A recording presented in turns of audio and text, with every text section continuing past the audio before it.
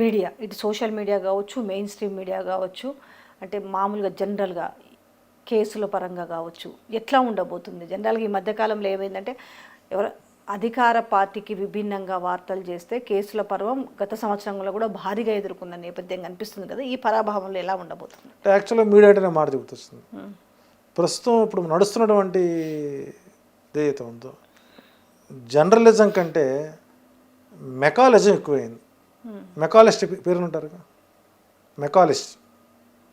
ఆయన ఒక నియంతృత్వమైనటువంటి రాస్తుండేవాడు మెకాలిస్ట్.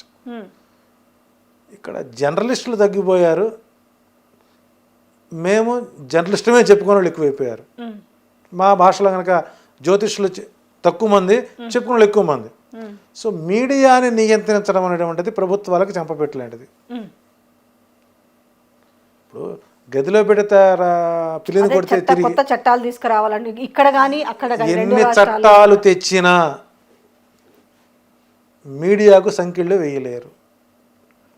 తాత్కాలికంగా వేశామన్నటువంటి ఆనందం ఉంటుందేమో కానీ శుక్రుడు బలంగా ఉండి బుధుడు కమ్యూనికేషన్ అవసరం బలంగా ఉంటుందండి. ఇది కాకపోతే ఇంకో రకంగా ఇంకో ప్లాట్ఫామ్లో బయటకు వస్తుంది. ఒకప్పుడు మాకు తెలిసాయి ఇవన్నీ నిఘాలు అన్నీ ఎట్టొచ్చినా బయటికి. సో కాబట్టి మీడియాపై నిఘా వ్యవస్థ అనేది ఉంటుంది. అది పూర్తి స్థాయిలో వారికే చంపపెట్టి మారే అవకాశాలు ఉన్నాయి.